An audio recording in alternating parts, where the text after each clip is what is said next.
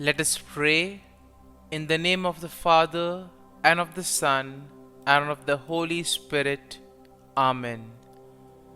O Jesus, through the Immaculate Heart of Mary, I offer you my prayers, works, joys, and sufferings on this day for all the intentions of your Sacred Heart, in union with the holy sacrifice of the Mass throughout the world, in reparation for my sins, for the intentions of all my relatives and friends, and in particular for the intentions of the Holy Father. Amen. The intentions of the Holy Father for the month of June. For the abolition of torture. We pray that the international community may commit in a concrete way to ensuring the abolition of torture and guarantee support to victims and their families.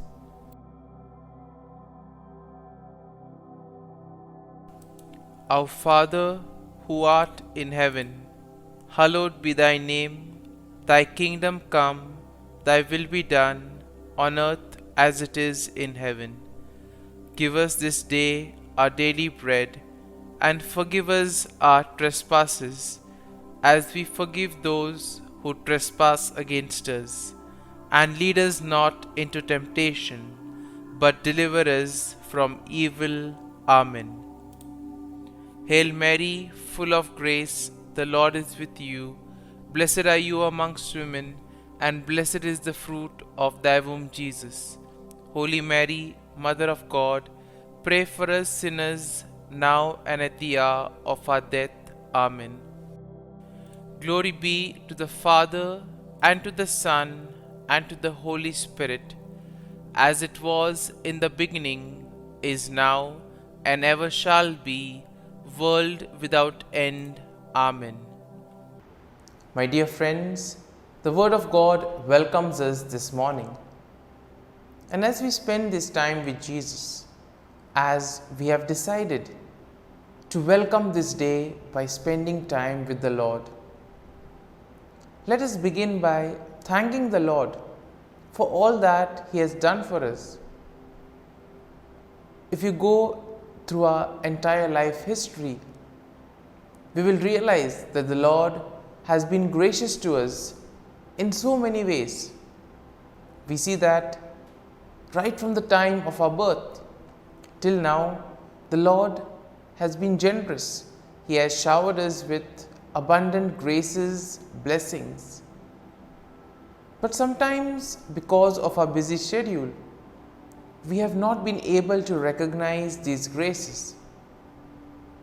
And therefore today, as we begin this prayer, let us begin on this note of gratitude, thanking the Lord for all that He has done for us, all that He continues to do for us, and all that He will do for us in the future. And first and foremost, let us begin by thanking the Lord for the gift of life. Lord, we thank you for the various talents that you have given us, all the gifts, all the capabilities. Lord, we also thank you for the gift of our family members, friends, relatives, near and dear ones, and all those who play a very important role in our lives. We see that there are certain individuals who have been instrumental in molding us. We are who we are today because of their hard work, dedication, and time. And therefore, Lord, we ask you to bless them. Help them so that they may be able to continue reaching out to others. Lord, we also thank you for the gift of this day. A day that will give us plenty of opportunities to complete something that was left incomplete, or maybe opportunities to reach out to others. And whatever it is, however the day progresses, Lord, we ask you that we may be able to do all these things through your name, so that we may be able to reflect your love, joy, and mercy to the world. Lord, we also thank you for the opportunities that you have given us, opportunities to use our talents, opportunities to help others or make a difference in their lives. And Lord, we ask you that whatever we may do today, be with us, guide us, help us, so that we may be able to reflect your love, joy, and mercy to the world around us. And now, my dear friends, let us reflect and meditate on Psalm 50. As usual, we shall have an overview of the psalm, and then we shall take a look at some of the key aspects of the psalm. And in this way, we shall try to apply it to our day-to-day lives and see how this psalm can help us become better individuals, or how can the application of this psalm enable us to recognize the work of God or the presence of God in those around us. Psalm 50 is a psalm of Asaph, which begins with an introduction stating that God, the Lord Almighty, has spoken and summoned the earth from the rising of the sun to its setting. And we see that the psalm goes on to describe God's judgment and the need for repentance. And the psalm, we see, is a reminder that God desires obedience and humility from His people. And it's important to note that when we speak about humility and obedience, it's not just something to do with ritualistic sacrifices. The Lord wants us to truly mean what we are doing. And therefore we see that the psalm also warns us of the coming judgment for those who do not follow the ways of God. And therefore the psalm is an invitation for each and every one of us to praise and give thanks to God. Now we see that verse 3 of the psalm describes how God is coming to judge His people, and it speaks about the fire that devours before Him. And we see that this imagery of fire is often used to represent God's judgment in the Bible, because as we know, fire is something that purifies, and fire is something that really tests something. And therefore we see here that one needs to keep this in mind, that on the day of judgment we will be judged according to the good deeds that we have done. And therefore we always need to keep this in mind whenever we engage ourselves in any activity. In the following verses 4 to 6, we see that God calls upon the heavens and the earth to be His witnesses. He then accuses His people of not being faithful and not keeping the covenant. And my dear friends, this is a reminder that God's people are to live accordingly to His commandments, and they are to follow His ways. And therefore we see that Jesus has given us plenty of teachings. All that we need to do is put them into practice. Though they may be difficult, but we see that they are not impossible. Verse 7 of Psalm 50 begins with the phrase, "Hear, O my people." And this basically shows that God wants His people to pay attention to what He is saying. He wants them to understand what He is trying to communicate to them. And therefore we see that the next few verses describe how God does not need sacrifices. God is not waiting for people to offer sacrifices, but what God really wants is for people to really repent. And therefore He says that He wants a humble, contrite heart. And another thing that the Lord requires is that we have a spirit that is humble and obedient. because a spirit that is humble and obedient is willing to change. And therefore we see that in verses 16 to 21, there is a kind of a summons, or we see that the people who offer sacrifices to God but who don't live according to His ways are rebuked. And therefore God tells that it's not important to just offer sacrifices for the sake of offering. One really needs to be repentant.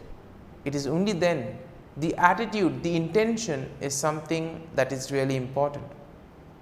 And therefore we see that the psalm ends with a call to praise God and give thanks to Him. It emphasizes that God is one who saves and delivers His people, and therefore He will honor all those who follow His word, who follows His teachings, and these are the people who will be saved. And therefore, my dear friends, as we have meditated on Psalm 50, as we have seen some of the key aspects of this psalm, let us now close our eyes at this morning hour and let us thank the Lord. Let us praise the Lord. Let us glorify the Lord. Loving Father, You have given us this time in the morning. You have been gracious to us. You have given us Your Son, our Lord Jesus Christ, who has cleansed us from our sin. He has taken away all the sins and He has given us new life. Lord, as You have given us the Holy Spirit, we ask You, Lord, to bless us and to protect us. And for all this, O Lord, we thank You, we praise You, and we glorify You.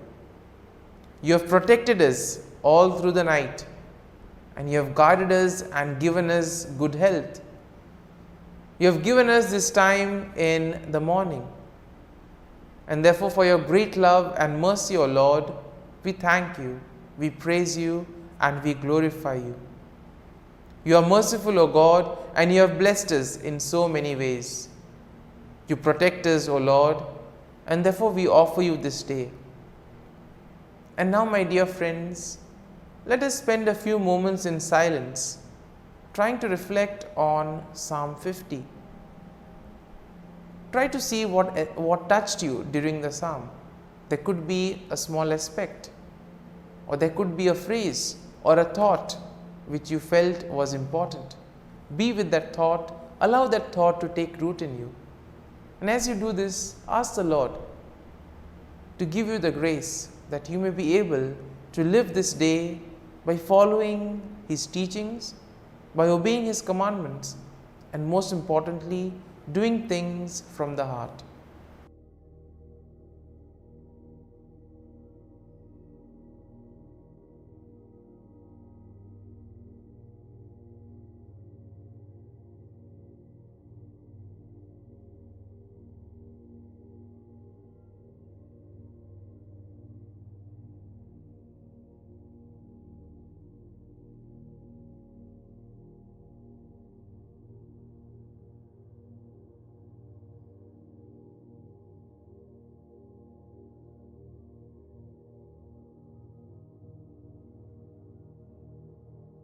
Prayer to Saint Michael the Archangel for protection. Saint Michael the Archangel, defend us in battle. Be our defense against the wickedness and snares of the devil. May God rebuke him, we humbly pray. And do Thou, O Prince of the heavenly hosts, by the power of God, thrust into hell Satan and all the evil spirits who prowl about the world, seeking the ruin of souls. Amen. Act of Adoration. O Sacrament most holy, O Sacrament divine, all praise and all thanksgiving be every moment Thine. Saint Gertrude Prayer for souls in purgatory. Eternal Father, I offer thee the most precious blood of thy divine Son, Jesus, in union with the masses said throughout the world today, for all the holy souls in purgatory, for sinners everywhere, for sinners in the universal church, those in my own home and within my family. Amen. May the divine assistance remain always with us, and may the souls of the faithful departed through the mercy of God rest in peace. Amen. Glory be to the Father, and to the Son, and to the Holy Spirit, as it was in the beginning, is now, and ever shall be, world without end. Amen.